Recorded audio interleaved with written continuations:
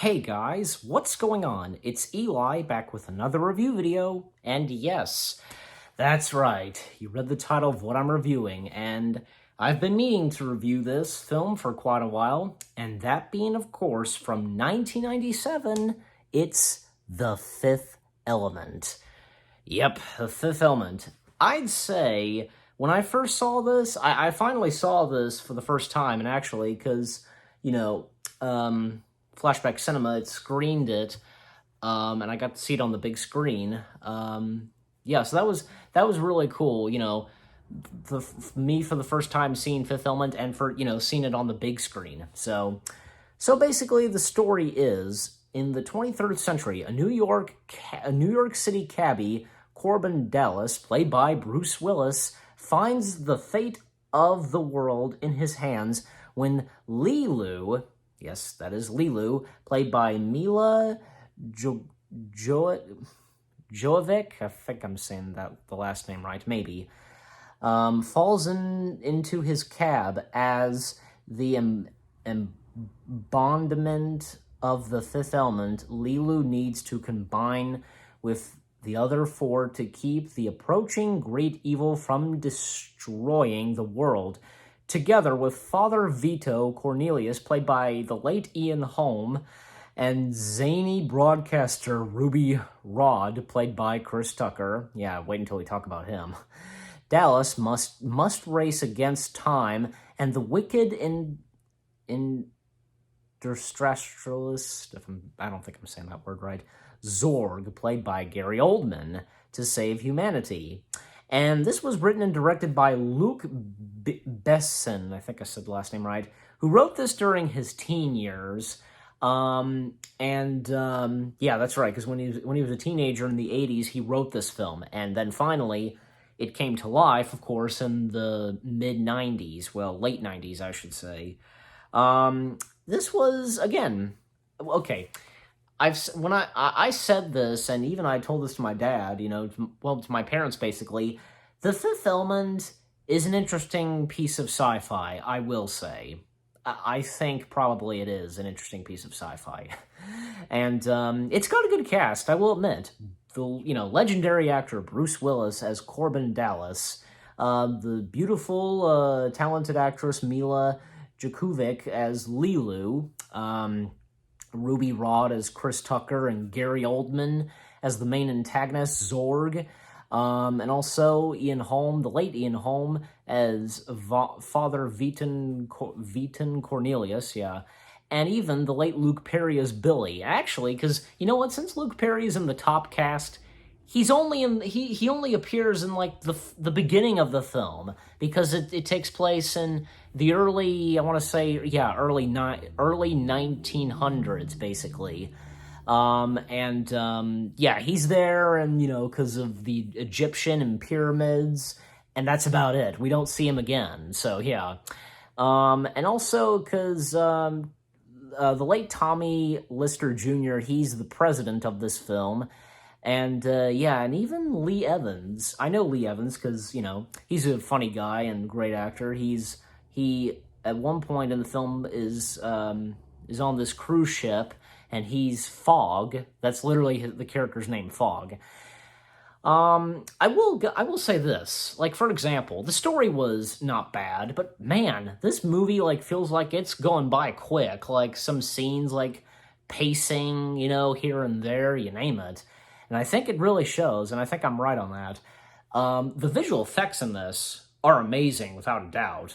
By Digital Domain, it's like they're doing it. Digital Domain is doing exactly what Industrial Light and Magic does, because, when you look at Industrial Light and Magic and Digital Domain, when it comes to them doing visual effects for movies, they just look fantastic, And it's like, I feel like Digital Domain's kind of a competitor with Industrial Light and Magic, don't you think? Because they kind of share the same visual effects vibe, Everything's practical in this, and it's kind of funny to think, because I've seen other reviews of this film, and, because this was, practical effects were really starting to look really good. And then later on, they started using a lot of CG. God, But oh well.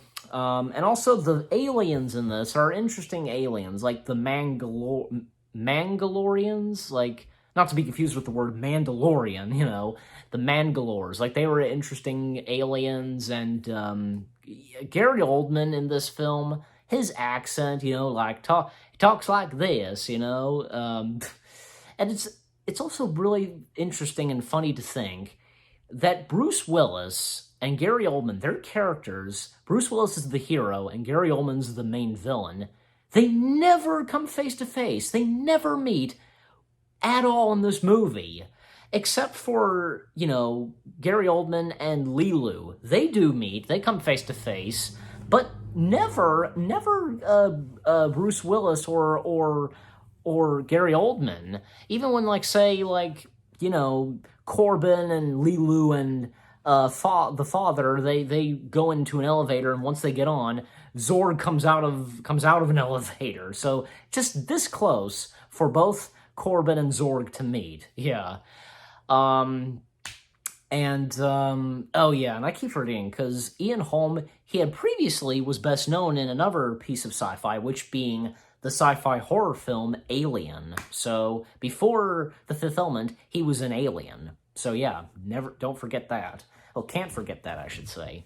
And another thing is, like, The Fifth Element is one of those sci-fi films that's also a comedy. Right next to, say, Galaxy Quest.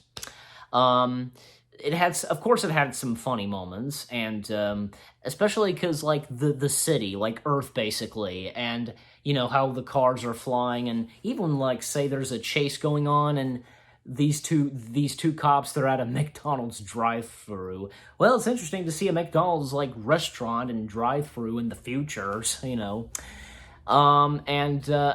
the characters were great, as I said. I liked Bruce. Well, Bruce Willis, I guess, to many people, Bruce Willis is playing Bruce Willis, basically. Almost as, like, how, say, Jack Nicholson was playing Jack Nicholson. But still, they're playing characters, okay? Say what you want to say if they're playing themselves, but still, they're playing characters. So probably, the characters would have their personalities. You get my point. I think, yeah, even I told that to my dad at one point. So, and also, Ruby Rod. Oh, gosh, he is quite a handful. Not saying he's a bad character. Sometimes, there'd be scenes where, oh my gosh, even when he screams and his personality, you name it. Yeah, I mean, Chris Tucker, he's a good actor, I can tell, and he was good. I can't deny it. I think he was good in this. And especially because, yeah, and it's been, one thing this was bugging me for a while because of the voice of Corbin's mother. You see, I always thought, God, even, I have to mention Doug Walker, aka the Nostalgia Critic. He mentioned something about Fifth Element and the voice of Corbin's mother. But actually, I found out, and even my mom found out too, that was wrong. It was a completely unknown, like, person, like, female, who did the voice of Corbin's mother, and even though she was not credited as the voice of Corbin's mother, she was credited, of special thanks, that. Also, there was this one character, Major Iceberg, played by Julie T. Wallace. She had the frickin' Princess Leia buns. It's obvious in the hairstyle. God. Oh yeah, and Breon James, because he appeared in this too. He was a general. Because him and, Major Iceberg, they were, like, tucked in a refrigerator. And, and at one point, Corbin opens the refrigerator. They're just frozen to death, because, God, they've just been freezing like crazy. Yeah.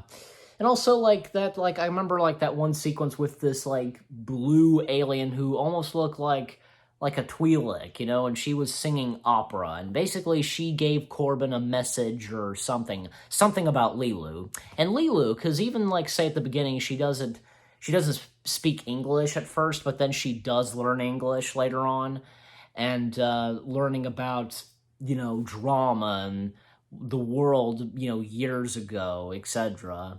And even say Zorg, he got killed early in the film because of a self-destruct that went off on the cruise ship. And eventually, because, Lilu is,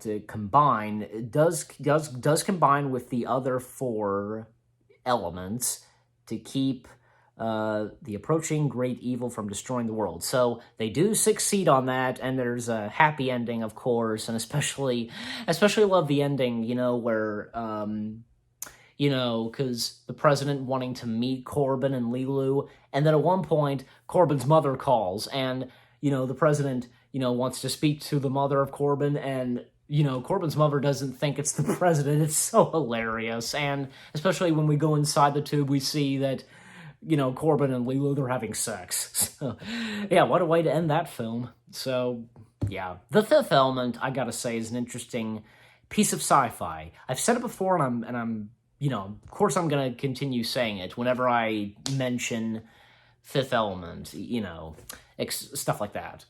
And, boy, how do I rate The Fifth Element? Good question. Well, even though I say that it's an interesting piece of sci-fi, I'm not saying it's a bad piece of sci-fi.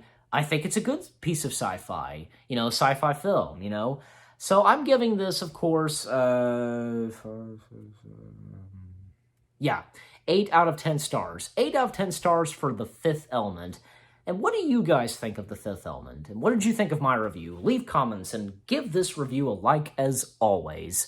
So with that being said, thank you very much for watching. I hope you guys enjoyed my review of The Fifth Element. More reviews coming your way. They're going to be awesome. Keep looking forward, and I'll see you guys in the next video/review. Take care. Peace out, and stay tuned later tonight because we'll be I'll be continuing reviewing more Marvel films, and we're going back to the world of X-Men. You probably know what it is. Stay tuned for that. So again, take care and peace out.